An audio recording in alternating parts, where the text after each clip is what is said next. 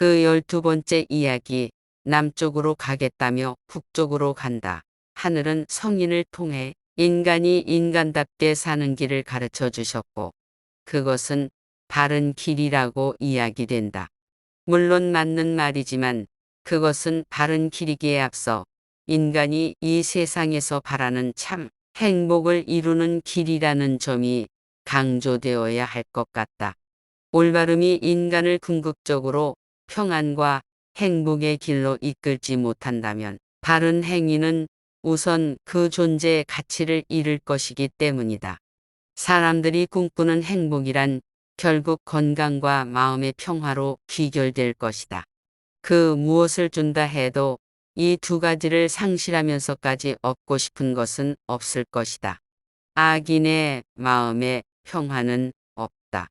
는 속담을 인용하지 않더라도 악인과 마음의 평화가 인연이 없음은 자명한 이치이고 평화 없는 마음이 참으로 기쁘고 즐겁기는 그런 일이다.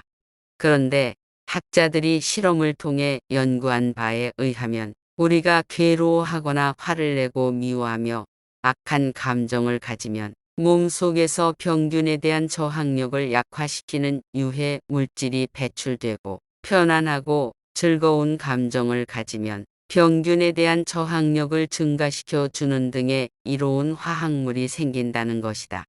과로에서 심장병이 잘 생긴다지만 남들에게 적대 감정을 가질 때 심장병이 더 잘 생긴다고 하니 건강까지도 평화롭고 바른 마음 없이는 지킬 수 없는가 보다.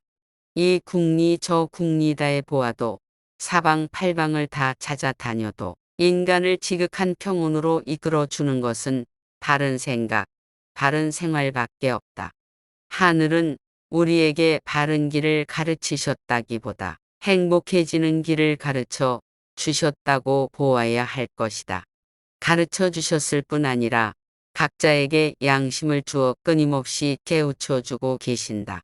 모든 인간이 행복하기를 바라는 것. 그것이 인간의 도리를 알려주신 하늘의 뜻이며 인간에 대한 사랑일 것이다.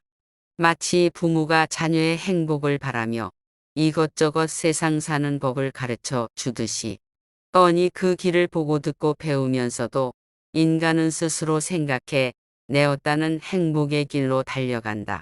그리고 바르지 못함과 죄악이 가져다 준 고통을 하늘에 대고 원망한다. 언제 하늘이 그리 살라고 가르치셨던가. 그러나 인간도 할 말은 있을 것이다. 원래 유혹에 약한 것이 인간이 아니던가.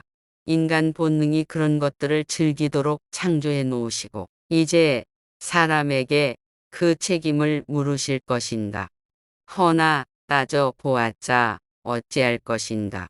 죄가든 안 된다 하기에 앞서 마치 달걀을 바위에 던지면 깨지지 않을 도리가 없듯이 자기가 한 행동에 따른 응당의 책임을 지지 않을 수 없는 것이 인간의 운명이니 그것이 두려운 것이다.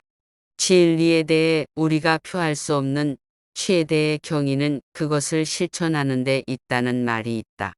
행복과 평안으로 가는 방법은 100가지 다른 국리보다 그곳에 도달할 수 있는 유일한 길을 따라가는 데 있을 것이다.